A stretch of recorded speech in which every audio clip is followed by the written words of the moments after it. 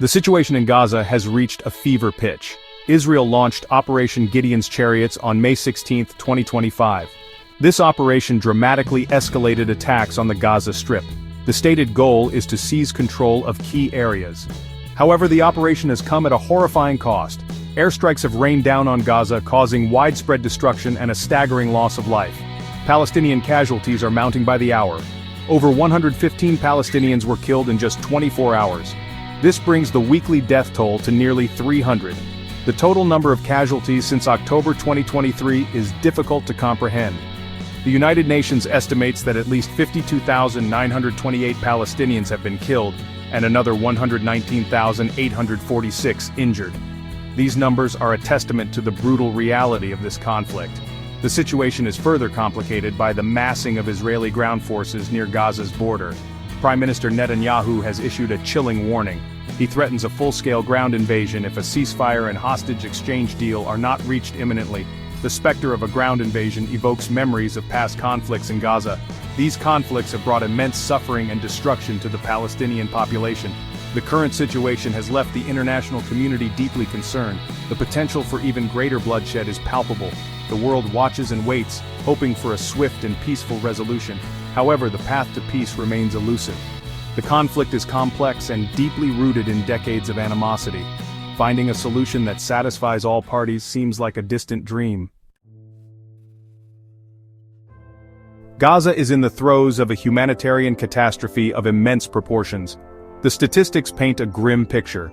The UN estimates that over 52,928 Palestinians have been killed and 119,846 injured since October 2023. The recent escalation has only exacerbated the suffering. With each passing day, the situation deteriorates further. The most vulnerable, as always, bear the brunt of the crisis. Children in particular are caught in the crossfire. Their lives are upended, their education disrupted, their futures uncertain. The psychological toll of living under constant threat is immeasurable. The international community must act swiftly and decisively to alleviate the suffering. The recent escalation has displaced over 436,000 people.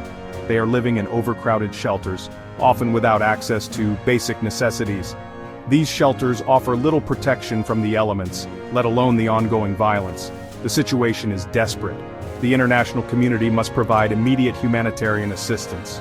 Food, water, shelter, and medical supplies are urgently needed. Failure to act will have catastrophic consequences. The international community has reacted with a mixture of condemnation and calls for action. The United Nations has been particularly vocal in its criticism of Israel's actions. UNRWA, the UN agency responsible for Palestinian refugees, has denounced the use of aid as a weapon of war. They argue that this constitutes a potential war crime. UN aid official Tom Fletcher went further, accusing Israel of using starvation as a bargaining chip. He rejected a US-Israeli plan to control food distribution in Gaza. This plan, he argued, was unacceptable and would only worsen the humanitarian crisis. Public opinion has also turned sharply against Israel.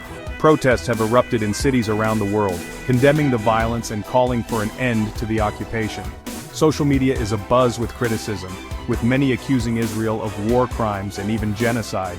The hashtag #GazaUnderAttack has been trending globally, highlighting the plight of the Palestinian people. The international community must translate these words of condemnation into concrete action. Diplomatic pressure must be brought to bear on all parties to end the violence and find a lasting solution. The ongoing conflict in Gaza has far-reaching implications. The region is on a knife edge. The violence threatens to spill over into neighboring countries. The recent Israeli drone strike in Lebanon, violating a ceasefire with Hezbollah, is a case in point. This incident highlights the volatile nature of the region and the potential for the conflict to escalate into a wider war.